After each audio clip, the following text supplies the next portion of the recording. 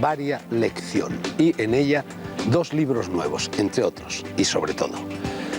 Diarios, 2004, de Arcadi Espada, Espasa Calpe, género, periodismo. La posibilidad de una isla, del francés Michel Houellebecq, Alfaguara, género, novela. Aquí está acompañándonos Arcadi Espada. Falta Houellebecq, hombre esquivo, lacónico y poco dado a apariciones televisivas. Nos acompañan también 4 tribunos de los libros y serenos de las puertas de la literatura que una vez a la semana se abren en las noches blancas. Son Julia Escobar, David Gistau, Javier Esteban y el señor de Tamarón, siempre al acecho en su rincón. Santiago, ¿tú sabes lo que es un blog?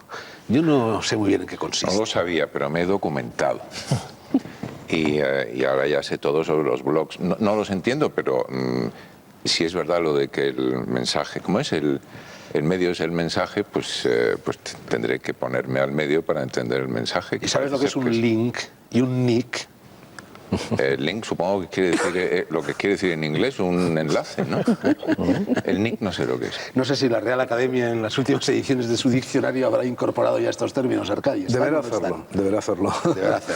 Bueno, explícanos tú, ¿qué es exactamente un blog? Es muy fácil, es un diario personal. Bueno, un diario personal que el tuyo ha aparecido en forma de libro, sí, pero que no aparece normalmente en forma de libro. No, pero puede hacerlo. Es decir, en mi caso, el libro es el final del proceso editorial. Es decir, yo he empezado a escribir este libro en Internet, ¿no? Pero yo creo que no hay demasiado misterio en esto. A veces entiendo que por razones de marketing y tal las cosas se quieran hacer algo más complicadas de lo que son. Un blog es un diario personal que, como todos los diarios, puede obedecer a estrategias estéticas y comunicativas diversas. Bueno, pero tú mismo marcas distancias en las primeras páginas del libro respecto al diario tradicional, sobre todo porque no media tiempo prácticamente entre la redacción y la publicación o difusión, ¿no? Sí. Hay muchas... Condicionará. Claro. Después, dicho esto, hay rasgos evidentemente personales, hay estrictos del blog, ¿no? Por ejemplo, uno de ellos lo has dicho. Efectivamente uno tiene la sensación de escribir un diario en directo, ¿no? Cosa que tiene algún problema respecto, por ejemplo, a la intimidad, ¿no? Yo siempre digo que uno de mis graves problemas al escribir este tipo de literatura es que no acabo de encontrar una voz para la intimidad, ¿no? Da la impresión de que eso inmediatamente va a ser conocido por demasiada gente y que no hay ese colchón, esa especie de red un poco del cajón, ¿no? Que deja las cosas depurar. Y luego el blog tiene una herramienta extraordinaria, también citada por vosotros, que es el link, que yo creo que es la gran novedad de la escritura en nuestros días. Es decir, con el link se pueden hacer auténticas maravillas. Y si no se diera la desgraciada conjunción de que la gente que sabe de informática suelen ser analfabetos integrales y que la gente que sabe de literatura es un analfabeto integral informático, eso sí. Pues el link sería, por ejemplo, el mayor instrumento metafórico de la escritura moderna, ¿no?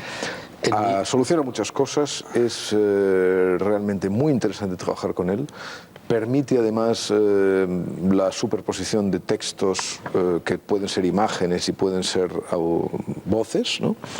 Y convierte la escritura en una labor creativa fascinante. Yo, desgraciadamente, mi plan sería ocuparme del blog las 24 horas del día, ¿no? Pero bueno, no puedo hacerlo. Yo en mi infinita y abyecta incultura informática, supongo que blog tiene que ver con blog, ¿o no?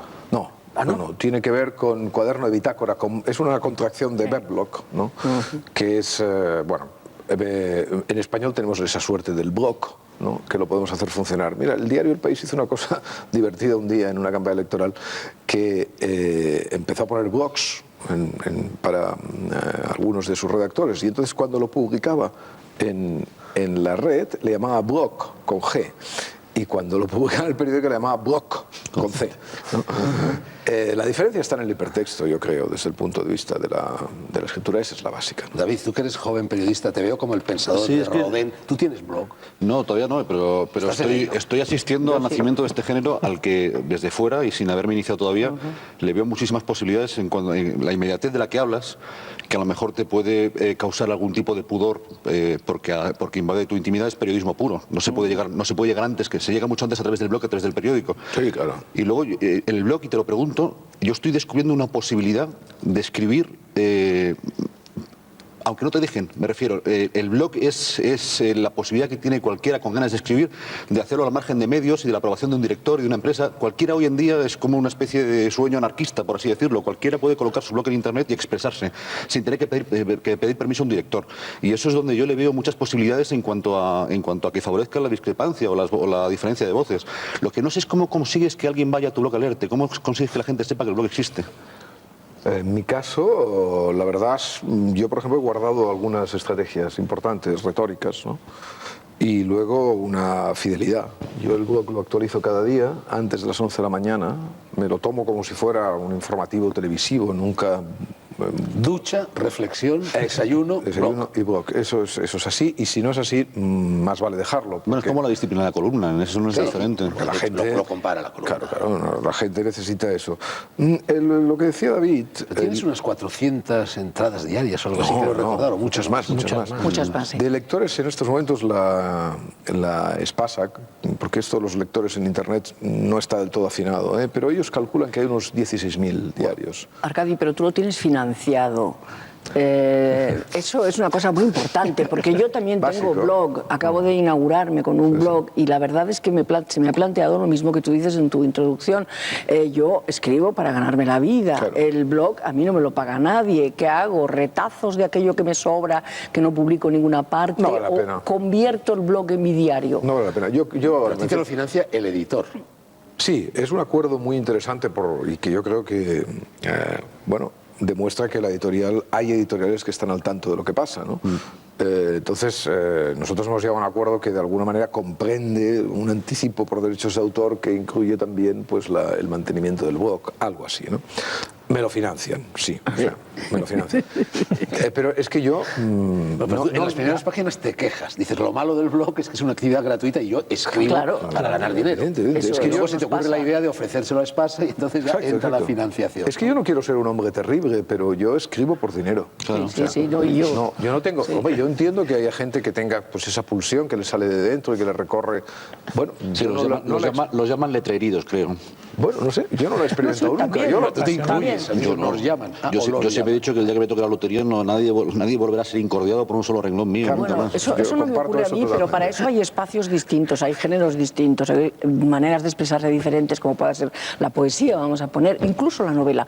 Pero desde luego, la crónica, el diario, evidentemente que nosotros lo hacemos para que nos paguen, para ganarnos la vida. Eso sí. Pero lo dices como si hiciera falta justificarse. No, es no, que es no, un si yo no me concepto justifico en profesional absoluto. absolutamente legítimo y más en periodismo. Me parece muy bien que nos paguen. Ya quisiera yo que me pagaran más de lo que me pagan. Ayer tuve un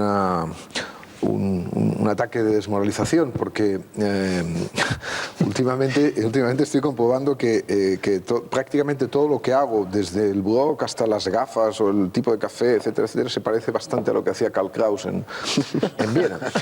Entonces, realmente es muy curioso. Hay un artículo de un alemán, Heidegger, sobre Kraus como antecedente de los bloggers, que es muy interesante. Bueno, pues ayer tuve la desgracia de descubrir que Kraus había cobrado una herencia y con lo cual pudo mantener durante 30 años Die Fackel.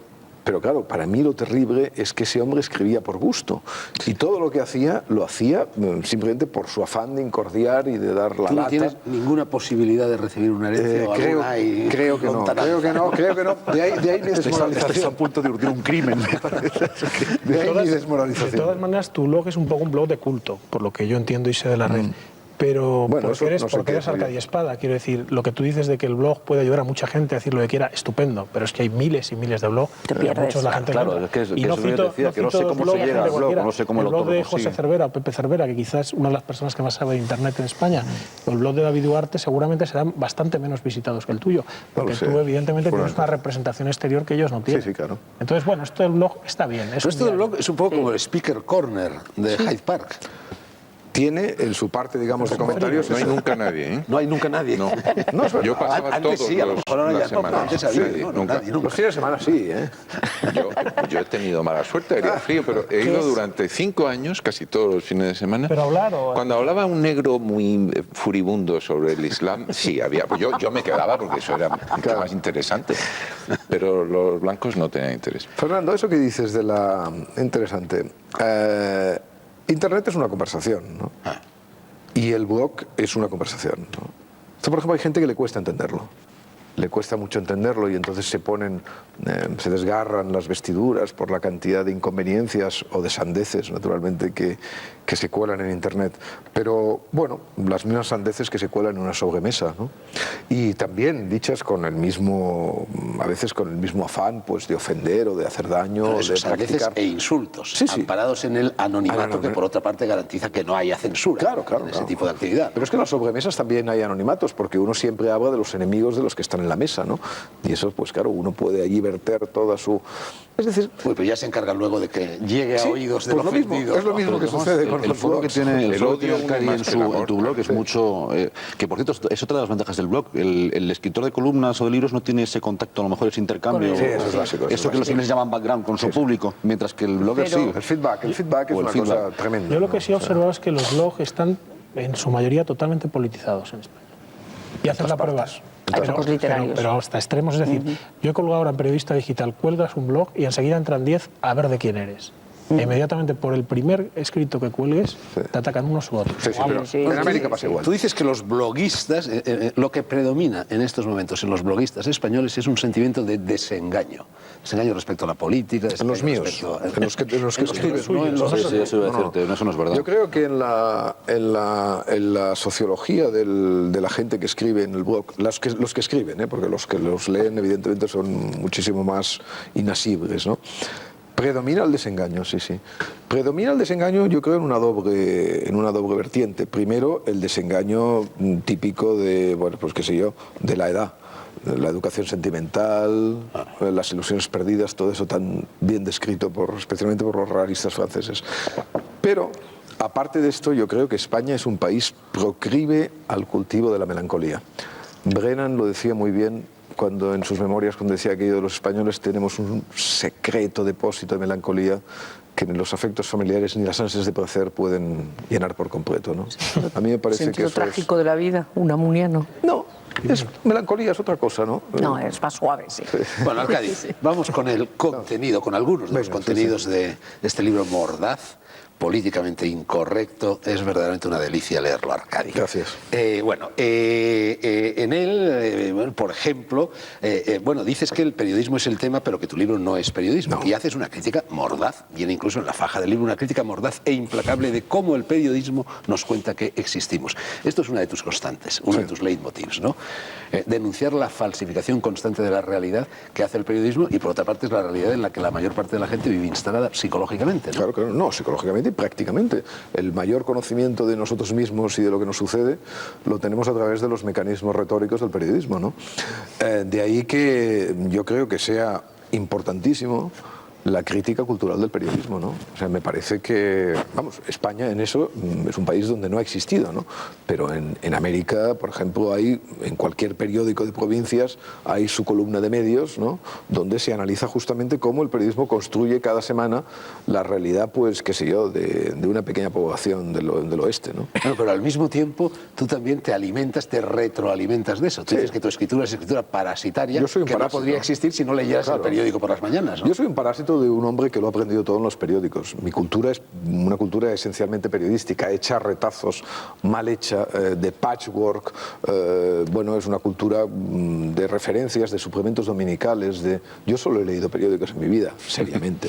Otra cosa, naturalmente, es que... Naturalmente, claro, he leído libros también. Pero quiero decir que yo, básicamente, todo lo que sé lo sé por los periódicos. Los periódicos son son algo fundamental en la historia de la humanidad, son el sistema de alfabetización más importante que ha inventado nunca el hombre, ¿no? Bueno, tus diarios, tu blog, este libro abarca un año entero, Sí. el año de 2004, Sí. un año cargado de acontecimientos, con tantos acontecimientos que en realidad tú querías hacer más extenso el blog y sin embargo has tenido que circunscribirte a un año.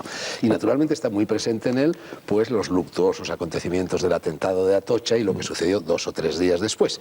Yo he dicho que tu libro es políticamente incorrecto y no renuncio a la tentación de leer este párrafo. Por ejemplo, habría otros muchos.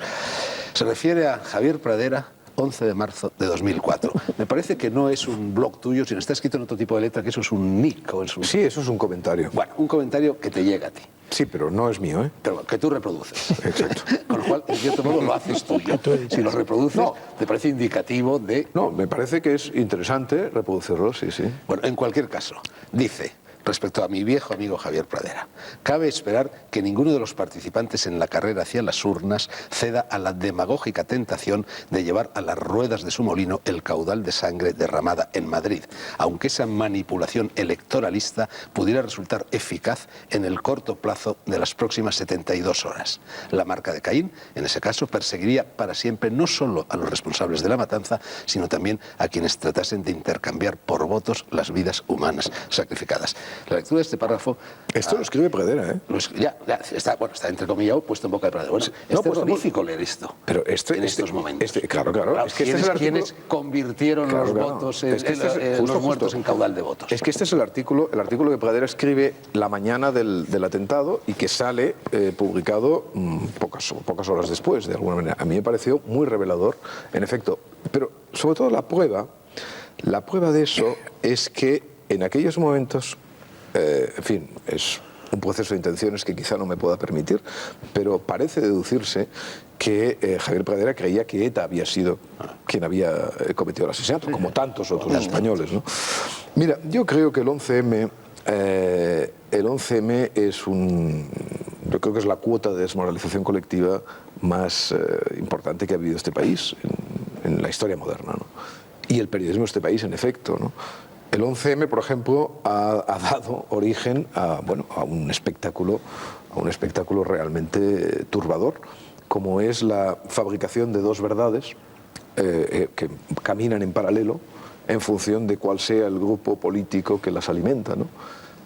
Yo creo que ese desprecio por los hechos, que esa especie de posmodernidad flatulenta que caracteriza a la gente que dice, no, es que esto de la verdad y todo eso, tal, y que manifiesta su absoluto desprecio por los hechos, es una prueba de que efectivamente la herencia totalitaria de este país todavía no se ha borrado del todo, ¿no?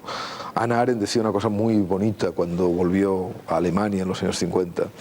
Le preguntaban, ella se sorprende, vuelve a Alemania, entonces ve ese país devastado y tal, y anota en un reportaje que se llama Viaje a Alemania, dice, lo que más me sorprendió de todo es que la gente decía, en realidad Alemania no empezó la guerra, y cuando uno le rebatía, entonces le contestaba, oiga, mire, cada uno tiene sus opiniones, ¿no? Aquí vivimos en una democracia. Y entonces decía, lo más triste es que de este relativismo sobre los hechos, los alemanes creían que era un producto de la democracia cuando era un producto del totalitarismo, ¿no? De la herencia hitleriana y de su desprecio por la verdad. A este respecto, Arcadio, una pregunta brutal. ¿Tú crees que una determinada emisora y un determinado comentarista que ya no está en esa emisora utilizaron las técnicas de agitación empleadas por Queipo de Llano en Sevilla el 18 de julio de 1936? No. Golpe de estado radiofónico. No lo creo. No lo creo. Eso me parece un exceso. Yo he escuchado, y está en el libro además, la SER... Antes de responder, leo un fragmento de tu libro. Dices, 6 de mayo, los fragmentos del sumario sobre la matanza del 11 de marzo que El País ha publicado ayer y hoy y que reflejan la investigación policial. Punto. se confirma que el gobierno del Partido Popular no ocultó ninguna información relevante y que fue dando publicidad a las novedades fácticas del caso con una puntualidad insólita. Y más abajo, todos los hechos estuvieron pues encima de la mesa y en los citados fragmentos del sumario no hay nada en este sentido que suponga novedad. Y más abajo todavía te refieres al tam-tam de las cacerolas burguesas, cuyo eco se contará entre las formas más eficaces de manipulación y aprovechamiento político del terrorismo que se han dado en una democracia. Sí, sí, sin Las duda. semejanzas con Sevilla, tú mismo quieres señalarlas aquí. No, pero vamos a ver, es que yo creo que las palabras hay que ponerlas, es aquello, ¿no? Creo que tienen su medida, ¿no? Vamos a ver, yo creo que el gobierno del Partido Popular no mintió, ¿no? No mintió. Y la prueba de que no mintió es que a 2 años del suceso no ha salido todavía una sola noticia, un solo hecho importante, que no fuera narrado por Acebes o por cualquier otro ministro en los 3 días de marzo. Ni uno, nada sustancial. Todo estuvo encima de la mesa. Cualquier español alfabetizado fue a votar el día 14 sabiendo que Al-Qaeda había matado a 191 personas en Madrid. Por lo tanto, en unas circunstancias tan desorbitadas, el Partido Popular cumplió con su deber. Es verdad que cometió algún pecado de wishful thinking, de aquello, bueno, pues yo hubiera querido, hubiera deseado, tal. Y esto efectivamente se encarnó en algunas expresiones de Acebes, que mientras por un lado hacía el relato fáctico de los hechos y comunicaba la detención de personas a las 3 horas de haberlas detenido, casi de una manera imprudente, por otro lado seguía insistiendo, sí, pero yo creo, yo opino que la pista principal... Bueno, pero si está usted desmintiéndose a sí mismo, ¿no? Pero en cuanto a los hechos, ni una mentira. Un error político grave, desde luego, el de Aznar, de no reunir a la clase política, a los líderes parlamentarios, reunirlos a las 10 de la mañana y decir que esto era una situación de emergencia, etcétera, etcétera. Y un error gravísimo de Zapatero que todavía está pagando, el no salir en la tarde del sábado a hacer frente a las cacerolas burguesas para decirles que lo que estaban haciendo era un acto ilegítimo. Un acto ilegítimo que además pesaría definitivamente, como ha pesado, en la legitimidad de su gobierno.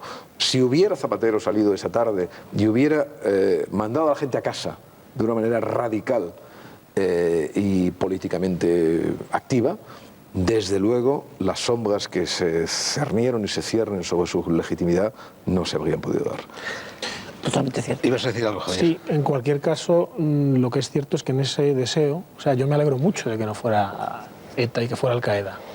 Y no creo que ETA fuera capaz de eso. Sin embargo, quien estaba en el gobierno, por cuestiones psicológicas, ETA pensaba ha sido que capaz ETA, de eso, ¿no? Es verdad, no mintió el gobierno pensaba, y luego deseaba, pero sobre todo pensaba que era ETA. ¿En cuántos, Yo creo que ETA no era capaz de eso. en cuántos muertos, en el cálculo de cuántos muertos ubicas el calibre de brutalidad de ETA o Al-Qaeda? Porque... En la no pasión y en la inteligencia. ETA no iba a hacer eso por inteligencia. No porque no sea capaz de hacer eso, que ha matado a 1000 personas, está claro. Pero en su cálculo estratégico era imposible ese golpe. Y el gobierno fue incapaz de razonar eso. Eso es lo que En cualquier caso, mira, sobre esto de ETA hay una anotación en mi libro que a mí me parece sobre este punto dramática, ¿no?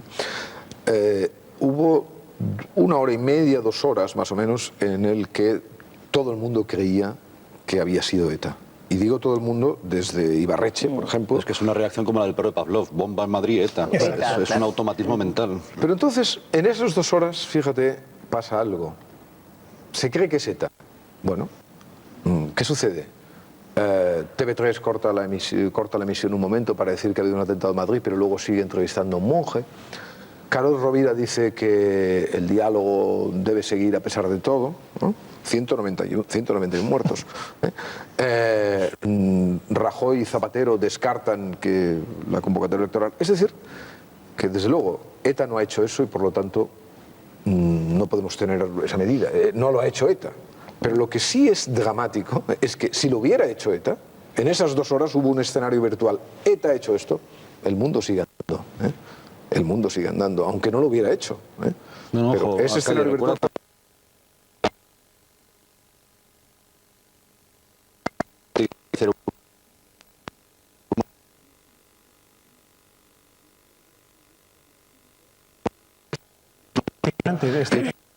Seguir sin resolver este problema el resto de nuestras vidas. Yo tengo una prueba empírica de que en 2 horas este país creyó que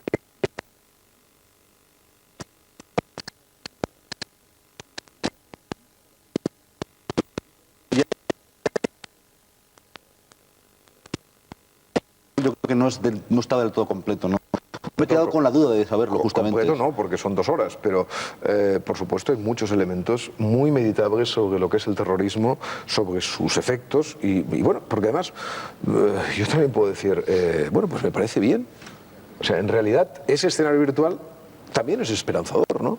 Porque es decir, bueno, ustedes maten a 190, maten a 1900, maten a... Bueno, el mundo No es suficiente, claro. El mundo sigue andando. El mundo va a seguir, sin duda Una alguna. pregunta, eso. Arcadi, porque hojeando tus diarios, tú hablas mucho de la memoria de las víctimas, pero ¿qué argumento puedes emplear cuando se diga que vale más la vida de alguien que vamos a salvar haciendo un acuerdo y consiguiendo que estos señores asesinos vuelvan a su pueblo como héroes del pueblo y soltando a los presos de ETA? Vale mucho más la vida que estamos salvando que la memoria de los muertos. No.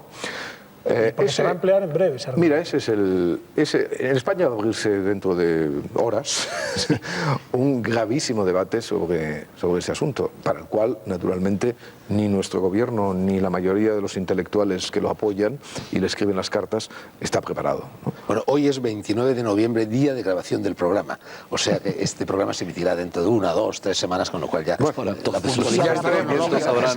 ya se ha pasado. Esa es la desventaja de no estar en un blog. Exacto. Yo creo que en España va a haber una conmoción cuando la gente tenga que esa es gravísima opción moral entre la libertad y la vida, bueno, pues se plantee, ¿no? O sea, es evidente que cuando a mí me hace mucha gracia cuando dicen esto es el precio político, no vamos a pagar precio político por la... Bueno, no, pero es que el precio político es que unos asesinos salgan antes de tiempo a la calle. Eso es precio político. Sí. El precio político no es la secesión de las vascongadas, ¿eh? El precio político es que alguien tenga unos derechos que otro no tiene. Ese es el precio político, el auténtico precio político. Bueno, la sociedad española va a tener que decidir si está dispuesta a hacerlo o no va a estar dispuesta a hacerlo. No creo que las víctimas deban estar ahí. Eso es verdad. Arcadi, no llega la censura, que no existe en este programa, pero sí llegan los anuncios. Y antes de que lleguen los anuncios, te quiero hacer una última pregunta, muy personal. Tú tienes bula en El País. ¿Cómo es posible que escribiendo las cosas que escribes en estos diarios sigas siendo uno de los más visibles colaboradores? Me haces unas preguntas terribles. Me acuerdo todavía de un programa histórico que me ha dado una gran fama, en la cual me preguntaste por la medida de mi pene. Porque tú hablabas de él en el libro de los diarios. Exactamente. Y además te ratificaste en ella. Pero bueno, no, yo no tengo... Yo soy un periodista del País. El País es mi diario, no porque yo escriba en él, sino porque... No solo porque yo escriba en él, sino porque es mi diario desde el año 76. Y naturalmente, si yo me dedico a la crítica del periodismo, me tengo que ocupar del periódico donde es más importante y más productivo hacer esa crítica. De todas maneras, mira, con esto El País, yo entiendo que esto despierta un gran morbo, pero es que El País no puede tomarse no como es morbo, es asombro. Exacto, o asombro. Yo creo que no puede tomarse como una entidad. El País, ¿no? A mí me hace mucha gracia los grupos mediáticos, ¿no? En El País hay gente que disfruta enormemente leyendo mi blog y gente que se pone de los nervios y me odia profundamente cuando yo escribo. Bueno, es una empresa muy grande donde hay muchos intereses, muchos puntos de vista, que es verdad que a lo mejor sería lamentable que la gente que decidiera sobre las cosas fueran de los que más se irritaran, pero yo creo que eso es un mecanismo dialéctico. Aún así, ¿has sido consciente alguna vez de estar escribiendo en el blog algo que no te deberías mandar a la redacción del periódico? No, eso no. Mira, eso lo tengo clarísimo absolutamente. Mi máxima libertad en El País en el blog es estética. O sea, es verdad que yo en el blog puedo hacer cantidad de juegos lingüísticos, dejar las frases a media, vapulear la sintaxis, jugar más, por así decirlo. Bueno, entonces me lo paso estupendamente bien, porque el árido oficio de escribir a veces merece estos recreos, ¿no? Pero eso para mí es es una cuestión vertebral. O sea, que no debemos entender que el blog es una especie de Arcadia Unplugged donde eres mucho más sincero que en el periódico, más brutal. Basta comprobar lo que yo he publicado en los 10 o 12 años que llamaron el País, Etin Arcadia Ego. Estaba pensando en eso. Pero el Marqués está pensando en tiene que haber siempre un disidente en una cosa como en un periódico. Claro. Siempre tiene que haber alguien. Sí. Arcadi, hay más de uno en el País. Te permites incluso el lujo ojo de vapulear a Almodóvar, La mala educación, por comparación con esa película espléndida que es Las invasiones bárbaras, la mejor que he visto en los últimos años, ¿no? Llegas a decir que la mala educación, dice, lo de siempre en España, semen y establo, y esa luz de paja, síntesis, asqueándolo todo. Sí. Es que es eso, Almodóvar. Terrible. Arcadi, Me he excitado. la pregunta que te hice sobre tu pene, ¿te reportó algún beneficio? Muchos, y en fin, pero algún poema empírico también. Le llamaron de muchas clínicas. Me alegro de saberlo. La publicidad.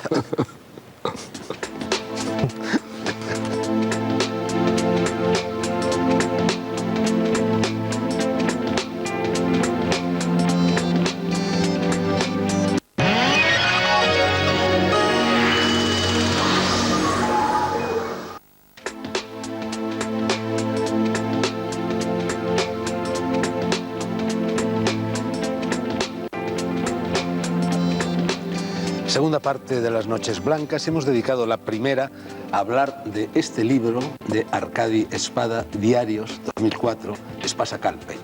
Viento fresco, inteligencia, perspicacia, agudeza, sinceridad. Y vamos a dedicar la segunda parte del programa a otros libros y sobre todo a esta novela de Michel Houellebecq, La posibilidad de una isla, publicada recientemente en España por Alfaguara. Javier, yo creo que de todas las personas presentes, el único que ha tratado, no sé Arcadi, pero el único que ha tratado personalmente a Houellebecq ha sido tú. Lo has conocido a través de Arrabal. Sí, Es la extraña pareja, Arrabal es Houellebecq. difícil tratar a Houellebecq, ¿no? No, te iba a preguntar si Parece una parece pequeña explorador victoriano que vuelve a descubrir un ejemplar extraño en una selva y nos lo va a contar. La verdad es que es un personaje, porque él no... Ahora ha acudido a medios, forzado por la editorial, pero él ha tomado la decisión como Kundera y como tantos otros. Yo creo una decisión acertada cuando uno está ya en una altura o quiere simplemente dedicarse a vivir y a escribir, de no tratar con medios.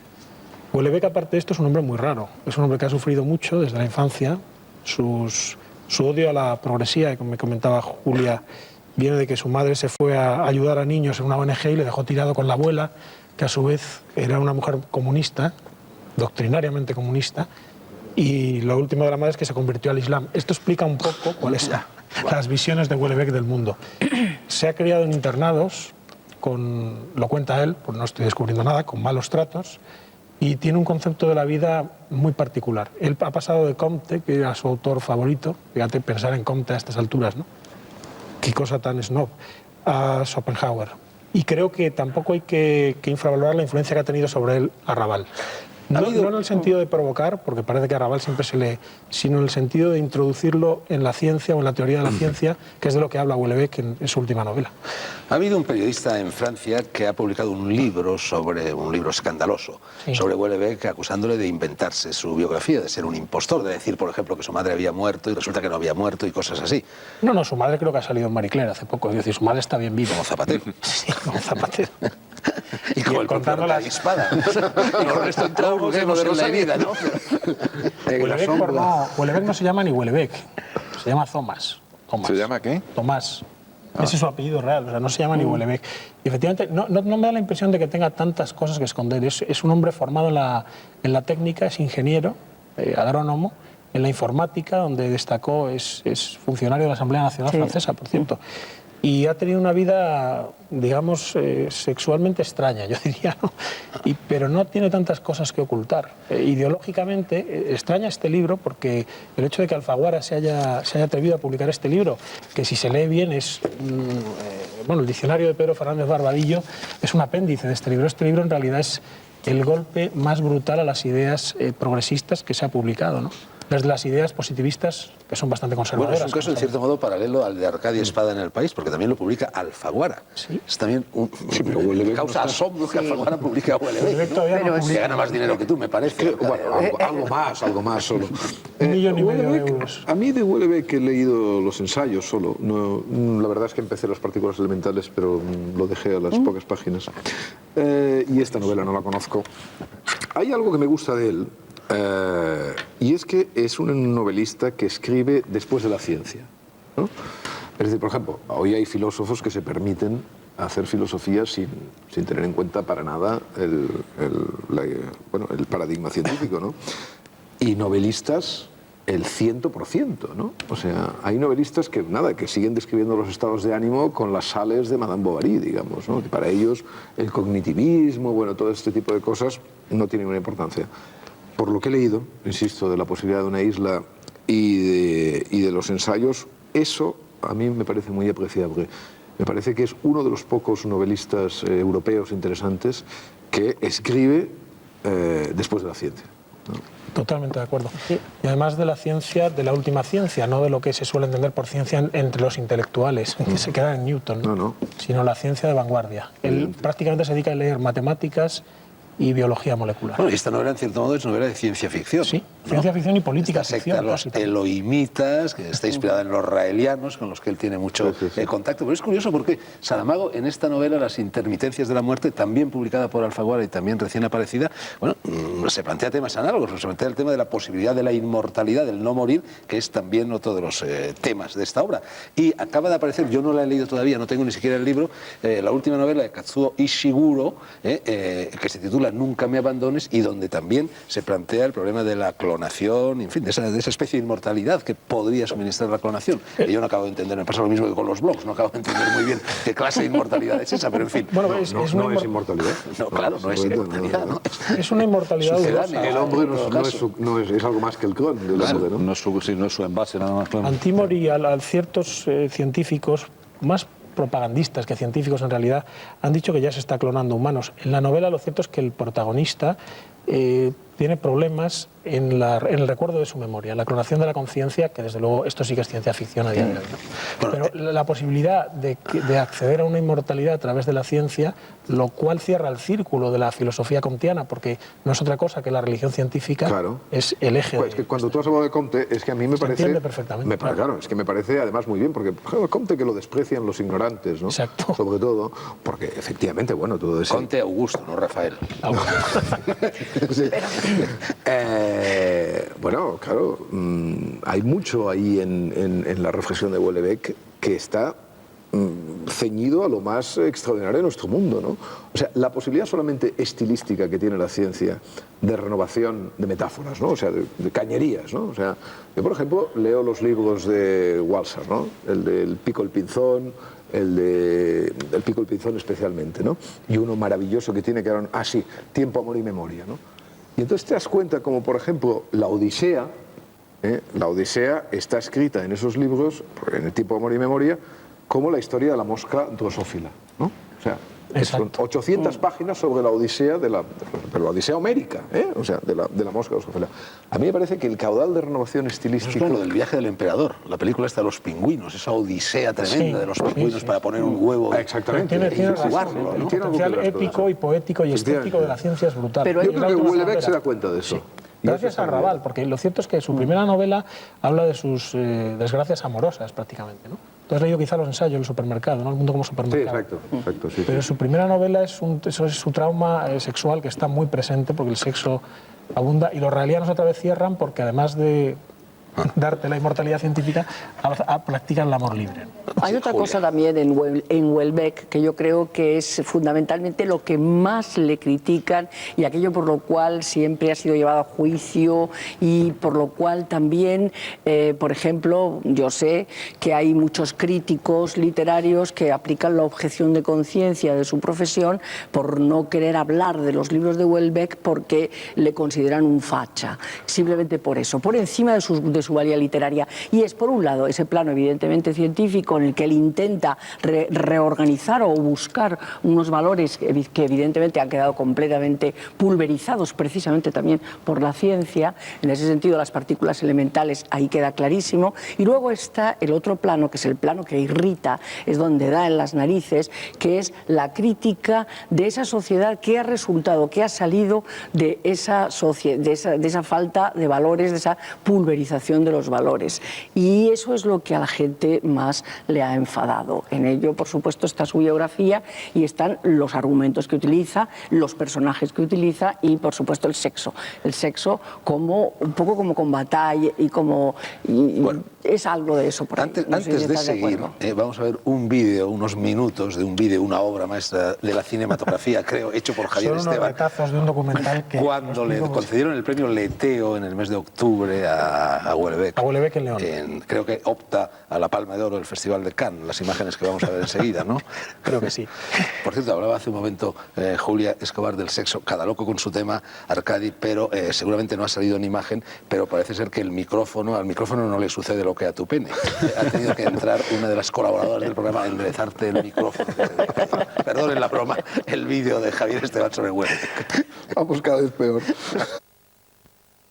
Otro punto de contacto raro entre Houellebecq y yo es que hemos sufrido los únicos procesos por blasfemia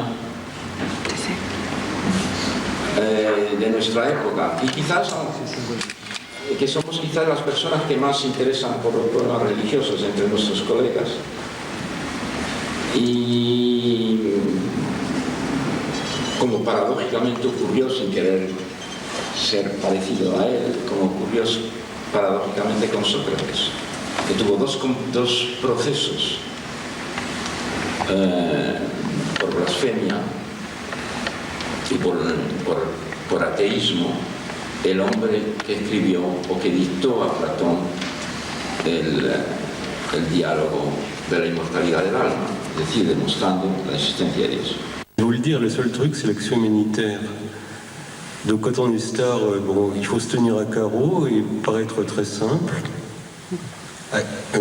normal. Digo, cuando uno se estrella ya no ocurre nada más. Lo he dicho hace un momento, lo único que te queda es la acción humanitaria. Y hay que parecer muy, muy simple cuando uno se estrella. Oui, paraître un type très simple, qui a une vie ordinaire, c'est comme Premier ministre. Hein. Hay que parecer alguien muy simple, un tipo muy simple que lleva una vida muy normal, como un primer ministro.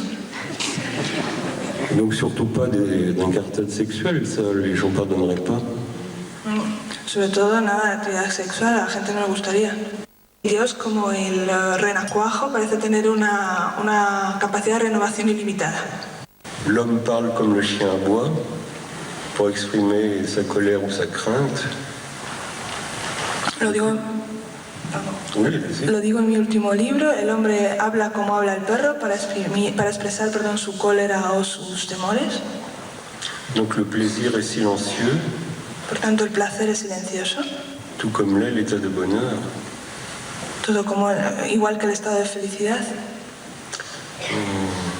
Donc en fait, parler ou aboyer n'est pas forcément un bon signe. Hein. Hablar o ladrar no es obligatoriamente una buena señal. Vous savez, l'humanité, en fait, s'habituera pas à la mort. Hein. La humanidad no se acostumbrará nunca a la muerte.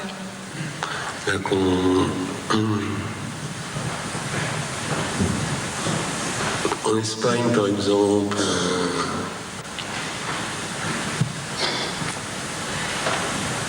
je vois dans le sud avec des grands panneaux tanatorios. En España, por ejemplo, en el sur, he visto grandes carteles que ponían tanatorios. Comme si, bon, en fait, une espèce de mise en scène spectaculaire de la matérialité, du fait que c'est mieux comme ça d'en finir très vite. Mais c'est très faux. Una especie de puesta en escena espectacular sobre la materialidad, sobre una manera de decir que es mucho mejor terminar así rápido, y es falso.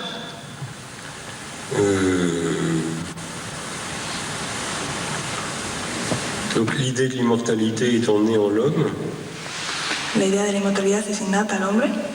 Je pense qu'il ne parviendra jamais à s'en passer. Y creo que nunca conseguirá olvidarla o no tenerla en cuenta. No es verdad que la idea de la inmortalidad sea innata en el hombre. El deseo, a lo mejor. El deseo, sí. Que no habían. Hombre de pocas palabras, ¿eh? No se puede decir que tenga mucha facilidad oratoria.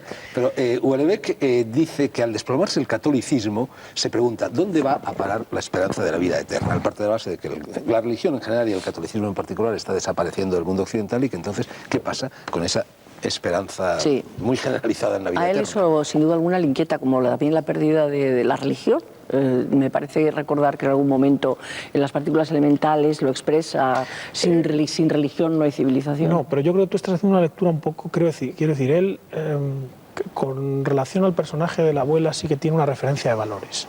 que además son los comunistas, que tampoco están tan lejos de los cristianos, por otra parte, pero a él lo de la caída de los valores le importa un bledo, yo creo. Él simplemente constata lo que está pasando y él no cree demasiado en valores, cree en estructuras, instituciones, es positivista, no tiene un concepto de valor muy claro.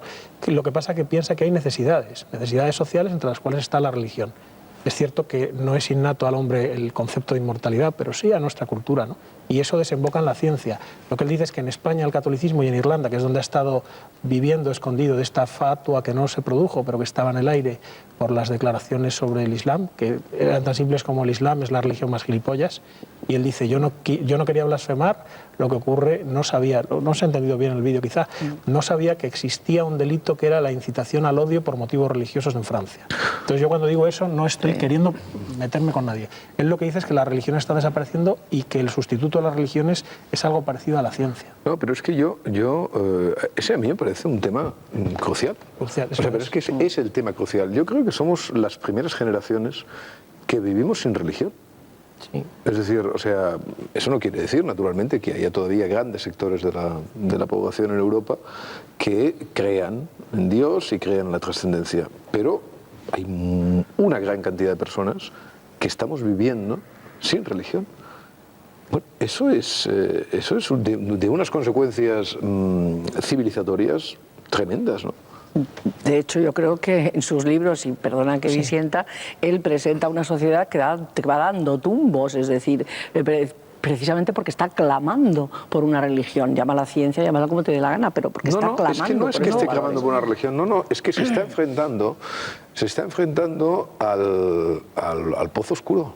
Claro. O sea, se está enfrentando a la inexistencia de una teleología, a la inexistencia del más allá, a la imposibilidad, por ejemplo, en eso que decías, ¿no?, de la clonación de los recuerdos o la clonación de la conciencia, que es lo que realmente asegura la inmortalidad. Pues si eso no es desesperante. No, porque fíjate, por ejemplo... pero es que no lo sustituye. Yo creo que el poder no se sustituye eso míticamente, ¿no? Él no lo sustituye, él sencillamente lo lanza. Pero y es que esos personajes están evidentemente clamando. Él dice que el núcleo duro que va a quedar de las creencias va a ser el Islam, pero que el Islam se lo van a cargar el chocho de las señoritas, dice.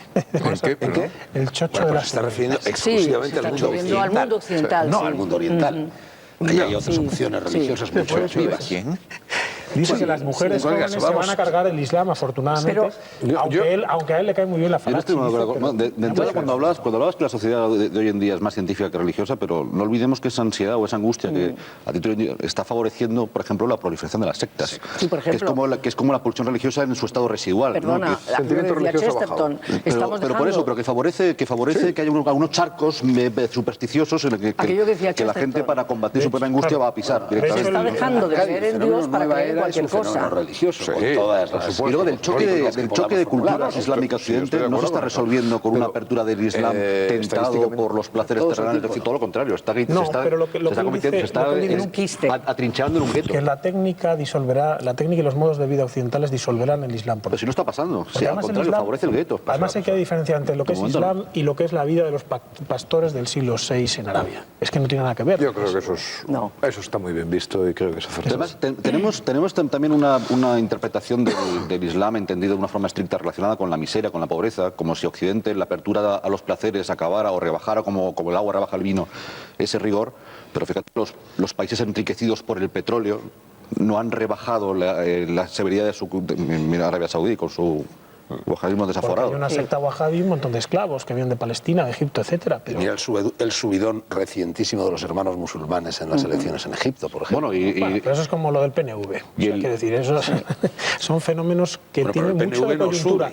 El islamismo en Turquía, es coyuntural. Ha dicho lo de PNV para que vuelvas hablando más del PNV Arcadi. Eso es recurrente. No, logotipo del PNV. Una forma muy sutil de traer la conversación otra vez. El PNV, además. A la auténtica zona erógena. Que no es PNV, es PNXL. No demos ideas. Bueno, permíteme que cambie el tercio siguiendo con Houellebecq. Bueno, Houellebecq ha estado viviendo en España, en el Cabo de Gata. Ahora parece que se ha trasladado a Irlanda.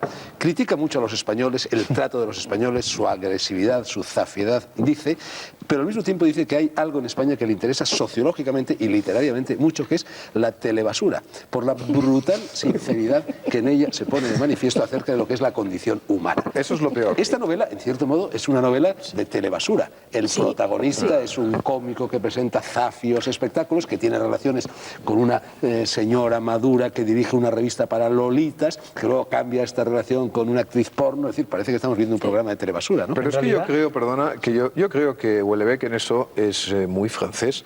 Él está practicando aquel deporte tan viejo de la tournée de Grand-Duc, ¿no? Cuando iban los burgueses a los barrios de putas y tal a ver la miseria y la sordidez y luego subían todos otra vez hacia las zonas residenciales. Houellebecq cuando va a España hace un poco la tournée de Grand-Duc, ¿no?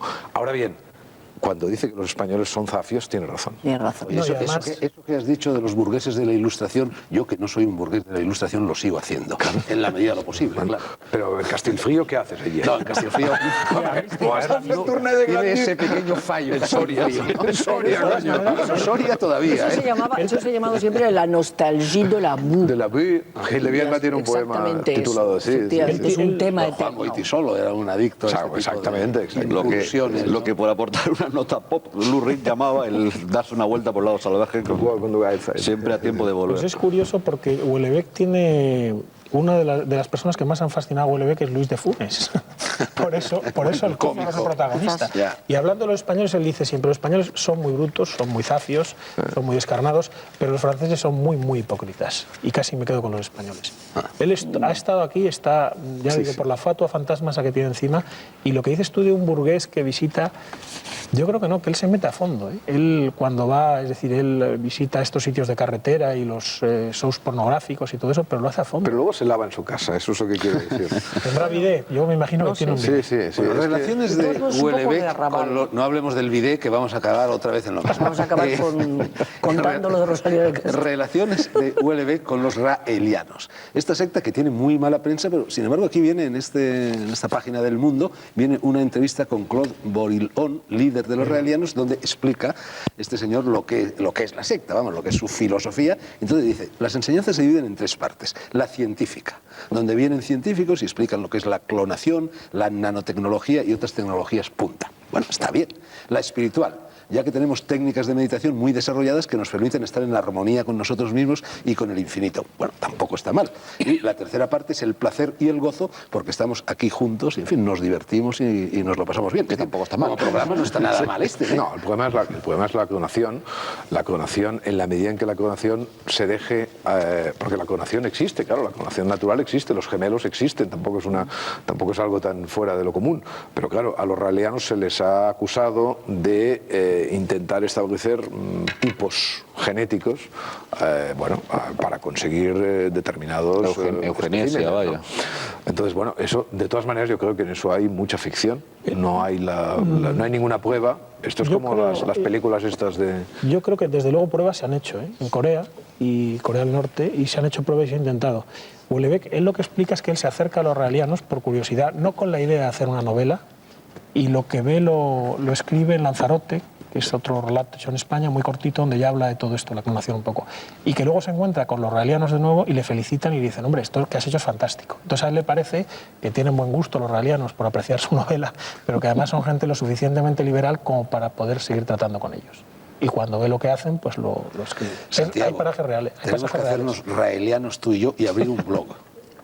Raelianos de la RAE. Dinero solo, por supuesto. Como Arcadi. Financiado, un blog financiado. Pues, hablando de finanzas, parece que Houellebecq ha recibido como anticipo por esta novela en Francia la cantidad más alta que jamás se haya pagado como anticipo de una obra literaria. 1,5 millones de euros, que tampoco es para tanto. Creo que Arcadia Espada cobra más, pero... Pero en el Bagdad, por enseñar el peine. Sin embargo, no parece que en España alcance estas cumbres. Yo creo que es un problema de... Aquí no pega en España, ¿no? no pega tanto. Es mucho decir, menos. él hizo una campaña muy inteligente. Pero si aquí solo hablamos del PNV ahora en serio, pero si, Es verdad, si España es que es un ese país, problema, es un ese país donde el debate, donde las cosas que realmente importan no son discutidas ni en los periódicos, ni en las televisiones, ni en ninguna parte. Si aquí estamos discutiendo cosas como el Estatuto de Cataluña, o sea, pero vamos a ver, pero ¿dónde está el Comparado con debate? la clonación, tú fíjate. Claro, pero ¿dónde está el debate de Pues es nuestra lo mismo. época en El España? nivel, Pero el si nivel es- metafísico nunca de habíamos Houellebecq estado... es demasiado para estos. Claro, pero efectivamente. yo creo que Hay el para libro otros está muy grandes bien, yo éxitos estoy- literarios que llegan del extranjero sí pegan aquí. Dan Brown o Harry Potter. Claro, sí, son más En cambio, fáciles. Houellebecq, claro, que nos viene proyectado parece que no son como si comparables. del París Pero pagano y no... No son, No debe no de son ser comparables. tan- no, cuando ha habido esa son disputa entre comparables. Alfaguara y Anagrama no debe de ser debe ser por algo. No, debe ser sin porque hubo muy porque- poca promoción. Pero Fernando, El sospecho caso- que Houellebecq y Harry Potter no tienen el mismo lector en potencial. Me parece que no van, El caso es que- no comparten clientela. El Sospecho. caso es que Houellebecq sí topó con la... con Vete tú a ese- saber, ¿eh? En la el secta gran detector raeliana se de- instruye a los niños en la libertad y en el placer. El gran O sea, que detector es posible de... que haya niños raelianos que sigan a Houellebecq. El gran detector de inteligencia, que yo creo que sigue siendo iba a decir la secta, el grupo de Gustavo Bueno, enseguida detectó a Houellebecq. Y entonces hizo su seminario, un sector de los buenistas, y dijeron, este hombre en el fondo está corrompido con la propia decadencia del sistema. Ese fue el gran juicio que esta gente tan cercana a la Iglesia y al Partido Comunista al mismo tiempo pues elaboró sobre Houellebecq. Y en la inteligencia no ha entrado, porque la inteligencia está muy monopolizada por la socialdemocracia pensante en España. Houellebecq no es esto, entonces no puede entrar. Y los conservadores no quieren tampoco sacar a Houellebecq porque Houellebecq dice unas barbaridades que no les Conservadores que salen cada domingo con el crucifijo en la tal... La ¿cómo van a Mesta sacar no quiere a Houellebecq? Houellebecq, la Mesta no le interesa a Houellebecq y tampoco los A otros. propósito de conservadores, no sé si te has enterado, Arcadi, hablábamos antes, lo mencionaba yo, del Viaje del Emperador, la película del pingüino, que no sé si la has visto. Sí, sí, la vi. Y bueno, resulta que los grupos neoconservadores en Estados Unidos han llegado a la conclusión de que el Viaje del Emperador, en él se pone de manifiesto que la idea de la familia está en la idea de la creación del mundo. Claro. Creacionismo estético. Bueno, vamos a dejar a Houellebecq. Homo qualunque, como dicen los italianos, mesocracia, el hombre vulgar en estas novelas de Houellebecq, sexo, misoginia, en la fórmula del amor que da, dice, el amor es en un 90% sexo y en un 10% sentimiento, y bueno, ahí lo tienen ustedes en Alfaguara, lean y juzguen. Santiago, yo creo que ha llegado el momento de dar paso a tu rincón lingüístico, y si quieres hablarnos de alguno de los disparates lingüísticos recogidos a lo largo de la semana, pues te lo agradeceremos todos, Gracias. también los Sí. espectadores. Yo creo que podíamos quizá hilarlo con lo que ha dicho Arcadi, entre muchas cosas que ha dicho muy interesantes. Dijo una también muy interesante, pero con la que yo estoy de acuerdo a medias. Hablaste de la abundancia de analfabetos integrales que entre aquellos que vivían o sabían navegar por el mundo de Internet y hablabas del peligro que suponen. Yo no estoy del todo de acuerdo, porque yo creo que el problema es que hay muchísimos más semialfabetizados que analfabetos integrales. Los analfabetos integrales no suelen hacer mucho daño. Es la diferencia que define nuestros últimos 50 años en gran medida, o 60 en España, que es el paso de ser una nación de catetos a ser una nación de cursis. Que eso tiene una influencia inmensa en la literatura y en el lenguaje, y se ve. Eso es quizá más visible y notable que los demás cambios grandes que ha habido en este periodo de tiempo, como es el paso de la vida rural a la vida urbana, o la incorporación de la mujer al trabajo y a la modernidad. Quizás sea otra cara de lo mismo. Pero en el lenguaje se ve en muchas cosas. Y yo quería hoy solo aportar dos ejemplos que me han llamado la atención. Sabido es que el cursi siempre quiere emplear palabras de muchas sílabas, palabras largas. Si se puede escoger entre una palabra corta y una larga, siempre escoges la Y si larga. puede ser esdrújula, es mejor. Y si es esdrújula, entonces le produce un placer que prefiero, después de lo que habéis estado diciendo, las cochinadas de que habláis, no quiero Archisílabos. definir, pero bueno, ya os Archisílabos, podéis que dice el imaginar. maestro Arteta. Entonces, por ejemplo, me he fijado últimamente en el uso que se hace desde hace años de la palabra oscurantismo, que es la acusación clásica de la oposición al gobierno en España, pero de siempre, ¿eh? Vamos, de siempre no, de los últimos 30 años. Se dice oscurantismo pudiendo decir, lo que se quiere decir es sigilo.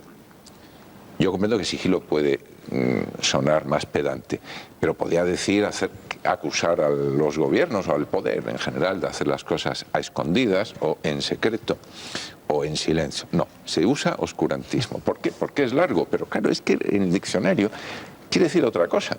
Oscurantismo es oposición sistemática a que se difunda la instrucción en las clases populares. Ahí va eso es una acusación crudelísima que yo no creo que ninguna oposición responsable se atreva a hacer a un gobierno democrático. La segunda acepción... A veces lo hace el propio gobierno democrático. Sí, también acusa de oscurantismo a los otros.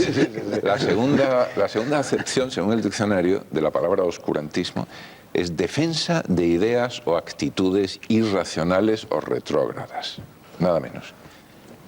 Y usan eso, yo creo, equivocadamente, pero porque es una palabra larga, oscurantismo, y decir, acusar al poder de hacer las cosas en secreto sería una banalidad a sus ojos. Volviendo a la longitud de la palabra, pero introduciendo el elemento, el morbo extra de la esdrújula, que por cierto, el presidente del gobierno usa esdrújulas ahí donde no hay, por ejemplo, la Constitución. Eso es una cosa, está estudiado, es muy interesante porque lo usa casi siempre, pero con más énfasis cuando se trata de un momento cargado y preñado de dramatismo. Es la fonética Jesulín de Ubrique. El desplazamiento de la Oye, perdona, yo soy de cerca de Ubrique y Ubrique no se dice esas cosas, ya lo sé.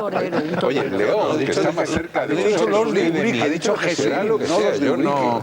A ver si se me encampanan. Es que los andaluces siempre tenemos que pagar el pato, eso no es serio. Impresionante. Sí. Impresionante. Pero porque dice que son dos palabras, ¿no? Sí. Pero no una esdrújula, dos. Bueno, pero ¿qué os parece lo de las... Para decir mal tiempo, que cuidado que es a mal tiempo buena cara, el mal tiempo es pues, lo que hay hoy, por ejemplo. No, hay que decir inclemencias meteorológicas, a ser posible climatológicas. Ya verás, Tamarón, como el día en que se emita este programa era un sol esplendoroso. No quiere decir, tienes razón, es verdad, pero bueno, pero el sol esplendoroso es una inclemencia climatológica. En este caso, porque como no llueve, no nos podemos lavar dentro de poco. Es curioso porque ¿por qué escogerán inclemencias climatológicas? Es verdad que hay una cierta aliteración por los dos cl, ¿no? Puede que eso esté funcionando en el inconsciente de los que hablan, pero yo creo que es sobre todo por la esdrújula climatológica y meteorológica y porque no se entiende y porque es griego. Porque claro, las inclemencias climatológicas quiere decir la mala leche de los climatólogos. No tiene nada que ver con el tiempo que puede hacer hoy, pero nada que ver. Y entonces mi pregunta es, ¿habrá que decir a las inclemencias climatológicas buena cara en vez de a mal tiempo buena cara? Pues es posible, porque eso da un plus de seriedad. Y lo digo en absoluto en broma, sino muy en serio. Es curioso cómo en una época que se ufana de haber conseguido una llaneza extraordinaria en casi todo y ser una época demótica, que no es lo mismo que democrática, ha llegado, bueno, pero por lo menos una esdrújula, lo cual tiene su ventaja, ha llegado a este abuso tan notable de la obscuridad y de la pedantería, porque si no, no se toma en serio lo que se lee. Y lo digo porque, por desgracia, en la literatura española las cosas que tenían interés eran bastante claras. No así en todos los países, pero en España sí. Bueno, pues ha roto esa tradición y hemos entrado en las inclemencias meteorológicas. Te brindo otro disparate lingüístico que oí azarosamente el otro día en un programa de televisión, una de las presentadoras, y no lo decía por errata, sino que se ve que lo decía adrede, en lugar de decir entre comillas, decía entre comitas. Sí, bonito. Bueno, tengo que leer una carta. Me piden, a propósito de la aparición hace unas semanas de Lucía Echevarría, en este programa me envían una carta a los de la Fiera Literaria y me piden que la lea. cosa que voy a hacer.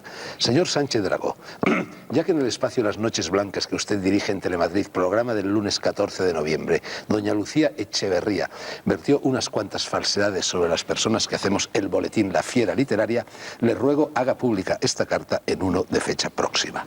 Nosotros, los de La Fiera, desconocemos el domicilio de la citada señora, de manera que mal le hemos podido enviar a él, como afirmó repetidas veces, cartas bomba, ni opiniones sobre su anatomía. En cartas que, por cierto, dijo que eran anónimas.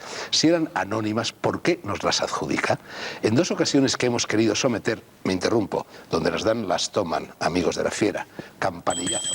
No se puede decir en 2 ocasiones que hemos querido someter, sino en 2 ocasiones en las que hemos querido someter. Digo bien, Tamara. Sí, sí.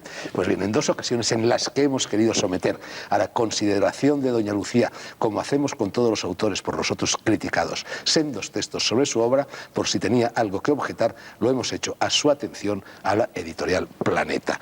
Dicho queda.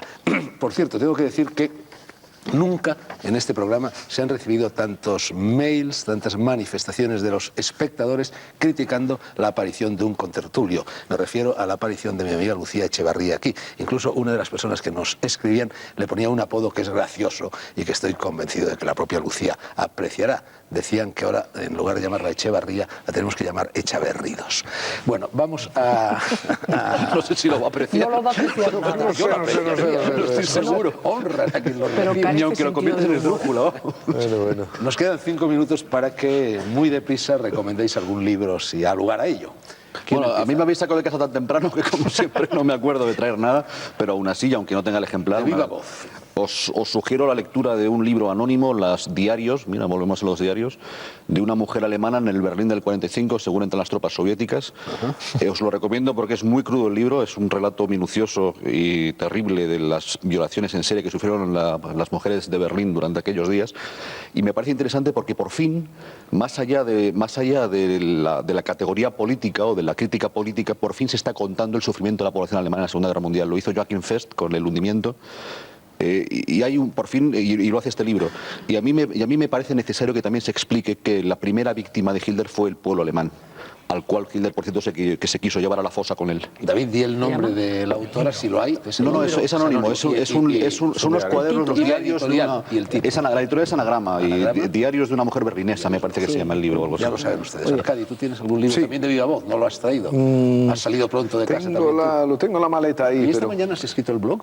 Sí, claro. Todos los días. Todos los días. ¿Qué vas, con un portátil? Sí, con un portátil. Claro, Sí. Bueno, Eso es una epopeya a veces.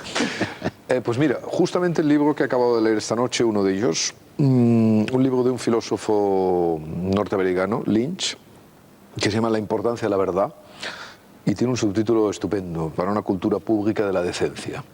Es un recorrido sobre el concepto de verdad y de alguien que cree profundamente en la verdad, y que no solamente cree en la verdad, sino que considera que es un ingrediente fundamental de la democracia.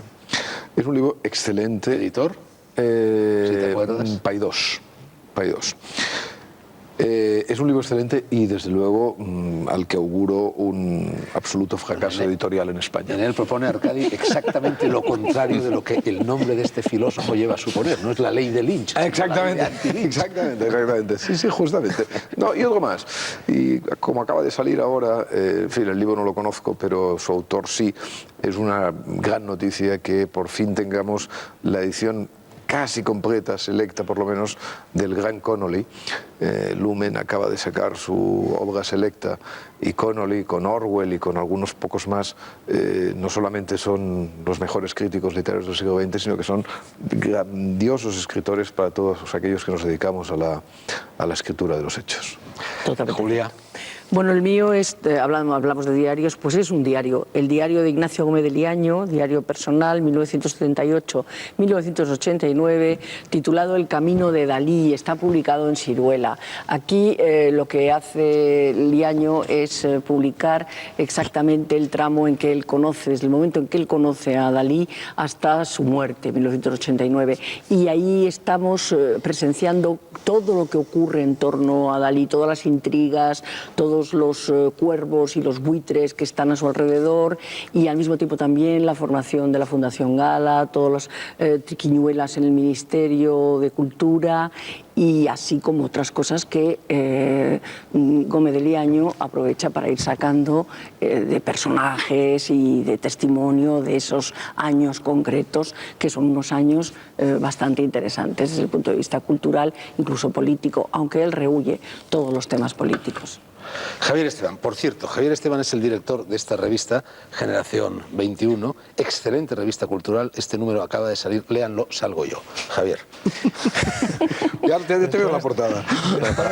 Pero para cuando se emita el programa ya hay otro número, ¿no? El toro de Osborne, nada menos, ¿no? Con banderillas. Pues cambiando de tercio, este libro de Jorge Bucay, podía haber traído cualquier libro de Jorge Bucay. Yo creo que El plagiador. El plagiador. Yo Supongo que lo traerás para tirarlo al cajón. Claro, por supuesto, no te preocupes. Pero no en solidaridad de nuestro amigo Ramiro Calle, sino porque Ramiro Calle no, Mónica, bueno, Ramiro Calle también, pero Mónica Caballé, que en cuya obra ha entrado a saco, ha copiado 70 o 80 páginas. Pues al parecer hay un editor en Barcelona que se fue de una, digo editor porque ya es editor, que se fue de una editorial y se llevó los disquets. Entonces construye libros cortando y pegando trozos de libros ajenos.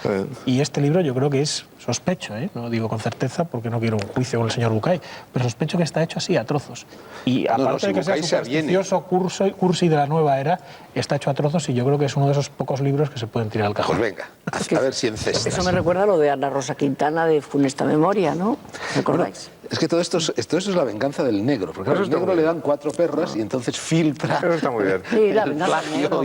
Como si no voy a descubierto alguna sesión serie, ¿no? Y los de son todos iguales, cortas y pegas y son todos los libros iguales. Y son iguales, sí. Solo hay un blog en la nueva era. Santiago, yo si me dejas quiero aprovechar que estás pensando en abrir un blog de un momento a otro. Muy rápidamente quiero presentar mis excusas por haberme equivocado el otro día. Dije que el libro que más me había gustado de los que había leído este verano era de Ernst Junger y era no Heliópolis, que es el que voy a recomendar ahora, sino Eumesville.